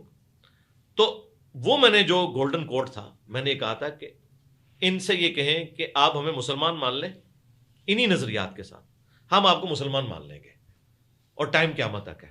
ٹائم قیامت. ہاں, اس کی وجہ یہ ہے کہ جس دن انہوں نے یہ مانا نا کہ انجینئر صاحب مسلمان ہیں باوجود اس کے کہ غلام احمد قادیانی کو وہ دجال سمجھتے ہیں, تو بھائی اس کا مطلب یہ ہے کہ غلام احمد قادیانی پھر نبی نہیں ہے. کیونکہ میں نبی کو دجال سمجھتے ہوئے بھی اگر مسلمان ہوں تو دونوں میں سے ایک بات ٹھیک ہوگی نا. میں مسلمان ہوں یہ تو بات آپ نے خود مان لی, تو اس کا مطلب ہے کہ میرا عقیدہ درست ہے کہ وہ دجال ہے. لیکن اگر آپ کہیں کہ وہ دجال نبی ہے اور میں مسلمان ہوں, یہ بیک وقت دونوں باتیں ٹھیک نہیں ہو سکتی. کیونکہ اگر آپ اسے نبی مانیں گے پھر مجھے کافر کہنا پڑے گا آپ کو, کیونکہ نبی کا انکار کرنے والا تو کافر ہوتا ہے. آج کوئی کہے کہ ہم رسول اللہ کا انکار کرتے ہیں آپ ہمیں مسلمان مان لیں, ہم کہیں گے آپ سارے پیغمبروں کو مان لیں, نبی الاسلام کو بھی مان لیں, کسی ایک پرانے پیغمبر کا بھی انکار کرتے ہیں تب بھی تم کافر ہو, کیونکہ لا نفرق بین احد من رسلی. تو اسے کہا جاتا ہے تعلیق بالمحال, کہ چونکہ یہ نہیں ہو سکتا وہ بھی نہیں ہوگا. یہ میں نے یہ بات کی تھی جس کو انہوں نے کہا یہ کہتا ہے ہم قادیانی کو مسلمان ماننے کے لیے تیار ہیں. تو یہ بات اس طریقے سے ہوئی تھی اور یہ اسلوب قرآن میں بھی آیا. قل ان کان للرحمن ولد فانا اول العابدین. اے نبی ان سے فرماؤ بالفرض اگر اللہ کا کوئی بیٹا ہوتا تو سب سے پہلے میں اسے پوج رہا ہوتا. مراد یہ کہ چونکہ میں اب کسی کو نہیں پوج رہا, اللہ کا بیٹا کوئی نہیں ہے. تو یہ سمجھانے کے لیے علم الکلام ہوتا ہے. اور یہ باتیں یہ پہلے خود ایک دوسرے سے کرتے ہیں. خود شاہ احمد نورانی صاحب نے, پتہ ہے آپ کو, جب قادیانیوں کو کافر قرار دیا نا تو اس وقت بریلوی بغلیں بجاتے تھے کہ ہمارے شاہ احمد نورانی صاحب نے ان کے مرزا طاہر کو خاموش کروا دیا تھا اسمبلی کے اندر. صحیح. اور وہ یہی بات جو انجینئر صاحب نے کی یہی کہہ کے, کیونکہ بھٹو صاحب ریلیکٹنٹ تھے, وہ تو سیکولر آدمی تھے, ان کو تو ان چیزوں سے کوئی لینا دینا نہیں تھا. شاہ احمد نورانی صاحب نے کہا کہ بھٹو صاحب یہ تو آپ کو بھی کافر سمجھتے ہیں. تو بھٹو صاحب نے پوچھا کہ بھئی میں مسلمان ہوں, کافر. انہوں نے کہا جی آپ کافر ہیں, چونکہ ہم اس کو نبی مانتے ہیں تو جو نبی کو نہ مانے وہ کافر ہے. انہوں نے کہا منڈو انہاں نو. یہ لوگ فخریہ کہتے تھے کہ شاہ احمد نورانی صاحب نے علم الکلام سے اس طریقے سے اپنی فائٹ لڑی. تو یہی فائٹ ہم بھی آپ کو بتا رہے ہیں کہ جب کبھی یہ مظلومیت کا کارڈ کھیلیں آپ ان کے سامنے یہ بات رکھیں. صحیح ہو گیا. اب ذرا سادہ سادی سے گفتگو ہے, آپ کی اصل وجہ شہرت کیا ہے خود بتائیں. قرآن و سنت کے دلائل جو مجھ سے پہلے کسی نے اس طریقے سے پبلک میں بیان نہیں کیے, تنقید کو کس اور میرے بات بھی نہیں کی ابھی تک. میں ہے. انتظار میں ہوں کوئی ایسا بندہ ملے میں اس کو یہاں پہ بٹھاؤں. تنقید کو کس طرح لیں گے؟ تنقید کی وجہ شہرت, جو تنقید کرتے ہیں یہ بھی اصل وجہ شہرت میں آتی ہے. تنقید تو میں نے کیا کرنی میرے بھائی, ہم شعلہ بیانی نہیں دلیل اور جو بات کرتا ہوں پیشن سے کرتا ہوں. مجھے بتائیں آج کے اس ماڈرن دور کے اندر جب ایک نوجوان بیٹا اپنے باپ کی غصے والی بات نہیں سنتا تو کیا وجہ ہے کہ آج لاکھوں نوجوان میری بات سن رہے ہیں, میں تو ان کا باپ بھی نہیں ہوں. بات کا پیشن سچائی وہ اثر دکھاتی ہے. ایک والد اپنے بچوں کو دین سکھانا چاہتا ہے, کس مدرسے میں لے کے جائے, کس جگہ لے کے جائے؟ مدرسوں سے بچا کے رکھے, خود سکھائے, پہلے خود سیکھے اور پھر سکھائے. خود کہاں سے سیکھے؟ وہ مسلمان نہیں ہے, خود سے تو حدیث پڑھنا مشکل ہے نا, قرآن کو سمجھنا مشکل نہیں ہے. جن سے آپ نے پڑھنا ہے ان کو تو آتا ہی کوئی نہیں ہے. مجھے بتائیں کتنی مساجد کے امام ہیں جنہیں قرآن ترجمے سے آتا ہے, خطیبوں کو بھی نہیں آتا. تو جدھر آپ نے سیکھنے جانا ہے تو پہلے تو یہ جتنے امام مسجد اور خطیب ہیں انہیں مدرسے میں داخل کریں نا, ان کو خود نہیں آتا تو یہ بھی تو آخر کسٹوڈین بنے ہوئے نا امت کے. ٹھیک ہے. ہاں تو جائے اس طرح کہ احمد بریلوی صاحب کے پاس چلا جائے, انہوں نے مرنے سے پہلے اردو میں قرآن کا ترجمہ کر دیا. مجھے بتائیں احمد بریلوی کو تو عربی آتی تھی نا, یہ انہوں نے پیسے کمانے کے لیے ترجمہ کیا تھا یا عوام کے لیے کیا تھا؟ عوام کے لیے کیا تھا نا. اس لیے ہم کہتے ہیں کہ عوام جو ہے ان کے لیے جو ترجمہ ہوا وہ اسی لیے ہوا کہ عوام خود پڑھیں. احادیث کے جو ترجمے ہوئے ہیں اردو زبان کے اندر وہ اسی لیے ہوئے ہیں کہ تاکہ عوام پڑھے. صحابہ کرام کو بھی لکھنا پڑھنا نہیں آتا تھا, ان کی زبان میں قرآن تھا, سمجھ آ گیا. ہماری زبان میں بھی قرآن ہو چکا ہے الحمدللہ, سارے فرقوں کا ترجمہ ہے, آپ خود پڑھیں. اور جہاں کہیں سمجھ نہ آئے علماء سے رابطہ کریں, اور ایک فرقے کے عالم سے نہیں, ساروں سے, سب سے. اور پھر اس کے بعد آپٹیمل دیکھیں کہ کون بندہ بات قرآن و سنت کے مطابق کر رہا ہے اور کون ذاتی رائے دے رہا ہے. ٹھیک ہے. آج کا ٹرینڈنگ ایشو جو آج کل ڈاکٹر مرنگ بلوچ مسنگ پرسنس کے حوالے سے اسلام آباد میں, اس کے بارے میں کیا کہیں گے آپ؟ بلوچ مسنگ پرسن بلوچ ہوں یا پی ٹی آئی والے ہوں یا پی ٹی آئی کے دور میں اٹھائے جانے والے بلوچ ہوں, ہم ساروں کے بارے میں یہی عقیدہ رکھتے ہیں جو آئین کے اندر لکھا ہے کہ بیسک ہیومن رائٹس جو ہیں لوگوں کے وہ وائلیٹ نہیں ہونے چاہیے. اگر کوئی شخص مجرم ہے اس کے خلاف ثبوت لائیں اور عدالتوں میں پیش کریں. اس طریقے سے ماورائے عدالت ایکسٹرا جوڈیشل طریقے سے لوگوں کو اٹھانا, اغوا کرنا, یہ بالکل حرام ہے اسلام. جو ان کے ساتھ ابھی اسلام آباد میں رویہ ہو رہا ہے ٹھیک ہو رہا ہے؟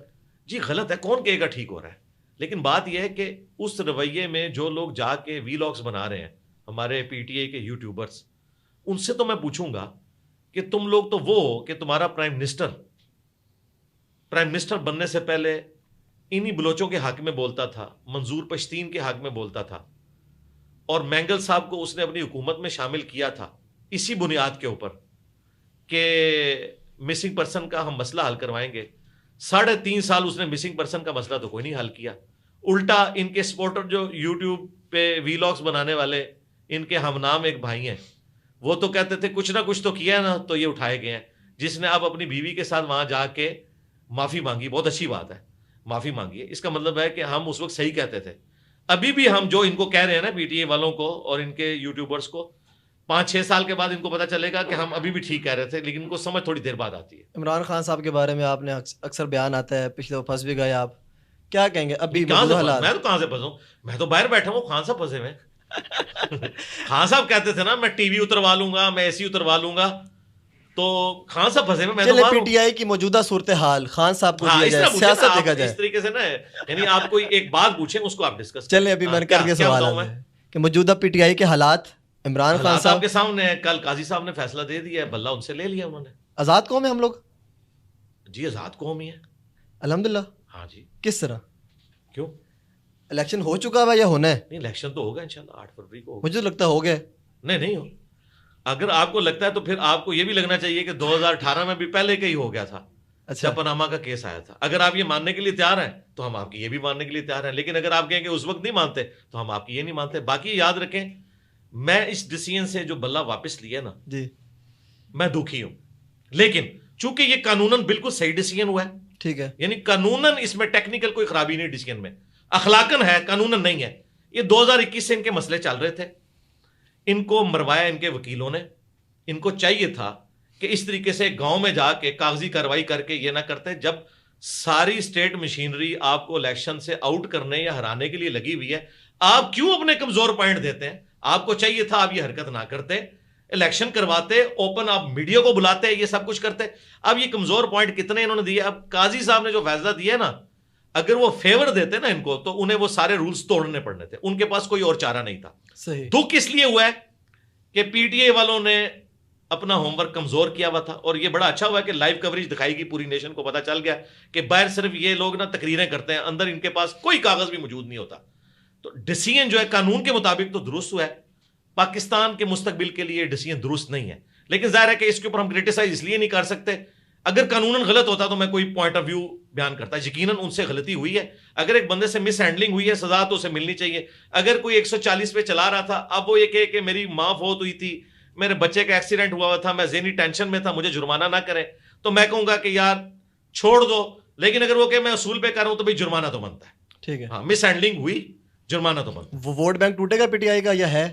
نہیں, وہ تو اب ختم ہو گیا. پی ٹی آئی تو الیکشن ہار گئی, اب ہار گئی. جی کنفرم. 227 سیٹیں تو ان کی فارغ ہوگی نا, جو پارٹی کی بنیاد پہ ملنی تھی. ٹھیک ہے, وہ تو فارغ ہو گئی. بلے کا نشان گیا, اب ہر جگہ ڈیفرنٹ نشان ہوگا. ٹھیک ہے, اور مجھے نہیں لگتا بہت بری طرح ہارے گی. عورت کو ووٹ دینے کا شرعی حکم کیا ہے؟ اس پہ آپ کا موقف کیا ہے؟ عورت کو ووٹ دینا، عورت کو سربراہی میں نہیں، سربراہی تو ایک اوپر والی چیز ہے نا. جو نچلے لیول کے اوپر جو مختلف کمیٹیاں بنی ہوئی ہیں، نان مسلمس کی ہوں، فیمیلز کی ہوں، کمیٹیاں ہونی چاہیے. عورتوں کے حقوق کی نمائندگی تو ہونی چاہیے، لیکن اوور آل جو پرائم منسٹرشپ ہے وہ اس کے اوپر مرد کو ہونا چاہیے، عورت کو نہیں ہونا چاہیے، اسلام کے پوائنٹ آف ویو سے. اسلام کے پوائنٹ آف ویو سے. اچھا، آپ نے حال ہی میں میری پوڈ کاسٹ دیکھی جس کا آپ نے ہو بہو مطلب ذکر بھی کر دیا، پوڈ کاسٹ دیکھی؟ فاطمہ فضل صاحبہ والی. وہ میں نے اس کا ایک کلپ دیکھا تھا جس میں مجھے ڈسکس کیا جا رہا تھا، میں نے نہیں پوڈ کاسٹ. اچھا چلے میں ویسے ہی ڈسکس کر رہا ہوں. مجھے کسی نے نا بھیجا تھا میری ای میل کے ساتھ نا، آپ کو کامنٹ بھی آفیشیلی آیا ہوا تھا ہماری پوسٹ پہ. وہ اسی وجہ سے آیا نا کامنٹ. ٹھیک ہے. اچھا مجھے بتائیں کہ ایک عورت کا جو کہ غیر محرم ہے میرے لیے، میں نے ان سے بات کی، انہوں نے مجھ سے کی، ایک مرد ایک عورت کے ساتھ کسی بھی مسئلے پہ آمنے سامنے بیٹھ کے گفتگو کر سکتا ہے، وہ اسلامی بھی ہو سکتا ہے، دنیاوی بھی ہو سکتا ہے، شرعی حکم. تو آپ کرنے کے بعد پوچھ رہے ہیں نا، اب ہوگی نا، وہ آپ کا موقف بھی لے رہے ہیں. ہو چکی نا. میرا موقف وہ نہیں، ویسے اوروں کے لیے میسج. ہاں جی، اوروں کے لیے میسج ہم نے سروائیو کرنا ہے. دیکھیں، اوروں کے لیے میسج یہ ہے کہ اس طریقے سے مرد و عورت کو آمنے سامنے بیٹھ کے پوڈ کاسٹ کرنے کی کوئی ضرورت نہیں ہے. کوئی ضرورت نہیں ہے. ہاں جی، بالکل نہیں. کوئی اور بھی کسی مسئلے مسائل کے اوپر نہ کی جائے. کون سے مسئلے مسائل ہیں جو آپ نے عورتوں سے ایسے پوچھنے ہیں جو لوگوں کے لیے؟ میں تو نہیں کر رہا. نہیں، لوگوں کو چھوڑیں، آپ نے دین سیکھنا ہے نا. تو دین کے لیے اگر کوئی یہ مثال دیتا ہے نا کہ سیدہ عائشہ نے صحابہ کرام کو پردے میں سکھایا، تو اس کے بعد یہ لیگیسی آگے نہیں چلی.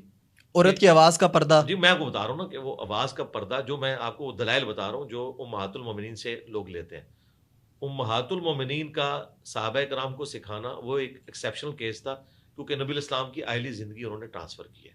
اس کے بعد نہیں چلتا کہ کبھی حضرت ابوبکر، عمر، عثمان علی کی بیویوں نے مردوں کو درس دیے ہوں یا مردوں نے ان کے سے جا کے سوال پوچھے ہوں. وہ مردوں سے ہی جا کے پوچھتے تھے. عورتیں درس دیں، پوڈ کاسٹ بھی ریکارڈ کروائیں عورتوں کے ساتھ. صحیح. ہاں جی، جس طرح ڈاکٹر فرد ہاشمی کر رہی ہیں. ٹھیک کر رہی ہیں، مطلب بہترین. بالکل، بہت اچھا کام، ون مین آرمی. ٹھیک ہے. میں پوڈ کاسٹ کا اینڈ کرنے جا رہا ہوں، لیکن آپ کے لبوں سے میں حضور کی نعت جو صحیح نعت ہے وہ سننا چاہتا ہوں. ترنم میں 2-3 اشعار یا 2 اشعار، 1 اشعار. ترنم میں تو بہت پرانا ہم نے سنا ہے، لیکن اپنے انکار نہیں کرنا. بڑا عرصہ ہوا ہے، لیکن 2 شعر میں اپنے گلے کو نا وہ نعت ہو یا گنگنانے کے اعتبار سے بہت کم استعمال کرتا ہوں. آج ہو جائے، میرے لیے آج ہو جائے، پڑھنا مشکل ہو جائے گا. آج ہو جائے. آپ نبی الاسلام کی نعت جو ہے نا نثر میں سن لیں نا. نہیں، آپ ترنم میں سنیں. ترنم میں مشکل ہو جائے گا میرے لیے، مشکل ہو جائے گا. بڑا تھوڑی سی کوشش کریں. چلے ترنم میں آپ کو نثر میں بیان کرتا ہوں، نثر میں وہ نعت بیان کرتا ہوں جو پھر 2-4-5 نعت ہو. ہاں جی، اصل نعت، اشعار نہیں، اصل نعت تو یہ قرآن و سنت میں. واہ. ہاں، وہ میں ایک طرف سے شروع ہو جاؤں گا. اس دفعہ بھی ربیع الاول کے موقع کے اوپر میں نے قرآن حکیم سے نبی الاسلام کی شان میں جو آیات ہیں اور احادیث بخاری اور مسلم کی، وہ میں نے بیان کی ہیں. میرے نزدیک قرآن حکیم میں رسول اللہ صلی اللہ علیہ وآلہ وسلم کی شان میں جو سب سے آپ کہہ لیں ٹاپ کے اوپر آیت ہے نا، وہ ہے ان اللہ و ملائکتہ یصلون علی النبی یا ایھا الذین آمنوا صلوا علیہ وسلموا تسلیما اللہم صل علی محمد وعلی آل محمد. امت پہ اللہ تعالیٰ نے درود شریف پڑھنا واجب اسی لیے کیا کہ امت کے اوپر پیغمبر کا احسان ہے کہ اللہ تعالیٰ نے انہیں ایک ذریعہ بنایا ہے امت کی ہدایت کا. تو امت کو چاہیے کہ وہ اپنے پیغمبر کے لیے دعائے رحمت کرے. اس دعائے رحمت کرنے کا فائدہ امت کو خود ہے. صحیح مسلم میں حدیث ہے، جو مجھ پر 1 دفعہ درود شریف پڑھے گا اللہ تعالیٰ اس پہ 10 دفعہ رحمتیں نازل فرمائے. سبحان اللہ. یہ حدیث سنن نسائی میں ہے، اس میں آگے بھی الفاظ ہیں کہ اللہ تعالیٰ اس کے 10 گناہ بھی معاف کر دے گا، اس کے 10 درجات بلند کرے گا، اسے 10 نیکیاں بھی دے گا. پھر سنن نسائی میں حدیث ہے کہ زمین میں کچھ فرشتے سیاحت کرتے ہیں اور میرے امتیوں کا سلام میرے تک پہنچاتے ہیں. بخاری مسلم دونوں میں حدیث ہے، نبی الاسلام نے فرمایا جب تم پڑھو گے السلام علیک ایھا النبی ورحمۃ اللہ وبرکاتہ، السلام علینا وعلی عباد اللہ الصالحین، تو زمین و آسمان میں ہر نیک بندے تک اللہ تمہارا سلام پہنچا دے گا. واہ. ہم نبی الاسلام پر جب بھی سلام عرض کرتے ہیں، نماز میں عرض کریں، باہر عرض کریں، وہ پہنچ رہا ہے. اور نبی الاسلام کا جواب بھی ہم تک پہنچ رہا ہے. اللہ تعالیٰ کے حضور وہ ہمارے لیے دعا کرتے ہیں، اللہ تعالیٰ کی طرف سے آٹومیٹیکلی رحمتیں ہم پر نازل ہوتی ہیں. تو نبی الاسلام کی شان اگر آپ آیات کی شکل میں شروع کریں، شاعری میں ہو جاتی تو زیادہ مزہ آ جاتا. ذرا ایک جو ہمارے شاعری کے ساتھ میرا ایز سچ کوئی شغف نہیں. آپ مجھے دیکھیں گے میں کبھی بھی شعر نہیں پڑھتا، جو پڑھتا بھی ہوں وہ بھی ٹوٹے پھوٹے پڑھتا ہوں. ہاں، یہ جو سلوگنز ہیں، یہ رڈز ہیں، یہ میں پڑھتا ہوں. تو یہ آج کے دور میں جو سب سے بہترین شاعری ہے نا نبی الاسلام کی شان میں، وہ یہ ہے، نبی کے جیسا ہے ہی کوئی نہیں، بابت شاہی کوئی نہیں، یعنی رسول اللہ کے مقابلے پہ۔ واہ واہ واہ، اس کی وجہ یہ ہے کہ دیکھیں یہ آپ کو کہتے تھے نا کہ بڑے سے بڑا غوث کتب ابدال، اس کے گھوڑے کے قدموں کی خاک بھی جو ہے نا وہ کسی صحابی کے گھوڑے کے قدموں کی خاک کے برابر وہ نہیں ہو سکتا، یہ کہتے تھے ڈسکس نا۔ کیا آپ نے ابھی۔ ہاں، تو جب یہ کہتے تھے ہمارے غوث کتب جانوروں سے بھی بدتر ہیں مرتبے میں، اور جانور کون سے؟ صحابہ کرام کے، تو میں تو کہہ رہا ہوں نبی کے جیسا ہے ہی کوئی نہیں، بابت شاہی کوئی نہیں۔ کیوں؟ نبی علیہ السلام کے مقابلے پہ انہوں نے بابوں کی تعلیمات کو کھڑا کیا ہے۔ ہم کہتے ہیں نبی علیہ السلام کو اپنا آئیڈیل مانیں، وہ ہمارے امام ہیں دنیا اور آخرت میں، قیامت کے دن انہی کے ہاتھ پہ شفاعت کا دروازہ کھلنا ہے۔ ان بابوں کو بچاتے بچاتے یہ نہ ہو کہ رسول اللہ کی شفاعت سے محروم ہو جائے۔ آخری سوال، دوبارہ پیچھے آ رہا ہوں معذرت کے ساتھ، 2013 اور 18 کا آپ نے ذکر کیا الیکشن کا، اس میں نون لیگ پر تو سیاسی جماعت ہونے کا تھا فتویٰ کہ یہ حرام ہے، ان کو جو ووٹ دینا حرام ہے، فتویٰ آیا تھا فیصل آباد کے مولویوں کا۔ اور پتہ نہیں ان کی کیا، مولویوں کی کیا اوقات ہے؟ وہ تو آپ کو بریلوی فتویٰ دیں گے مولانا فضل الرحمان کو ووٹ ڈالنا حرام ہے، اس سے کیا فرق پڑتا ہے؟ ان کی کوئی اوقات نہیں، کوئی اوقات نہیں۔ نہیں۔ بہت شکریہ آپ کا، بہت شکریہ اگین۔ لیکن آپ کو آج کی انٹرسٹنگ پوڈ کاسٹ دیکھ کر اچھا لگا ہوگا، امید کریں گے کہ ایک دفعہ پھر آپ کے ریویوز پر ڈیپینڈ کرتا ہے کہ اگین ہمیں آنا چاہیے نہیں آنا چاہیے، مینیج کریں گے ٹائم، اور ایک اچھے ماحول میں اچھی گفتگو ہوئی یہاں پر، ہم لوگوں نے چائے سموسا بھی کھایا، کچھ اور ملے گا نہیں ملے گا سر؟ ملے گا، کھانا بھی ملے گا، کھانا ملے گا۔ چلیے بہت شکریہ، آپ نے ہمیں ٹائم دیا۔ لیکن آپ کو آج کی انٹرسٹنگ پوڈ کاسٹ دیکھ کر اچھا لگا، اپنا سبسکرائب کریں، سپورٹ کریں، ملتے ہیں نیکسٹ میں، تب تک کے لیے اللہ حافظ۔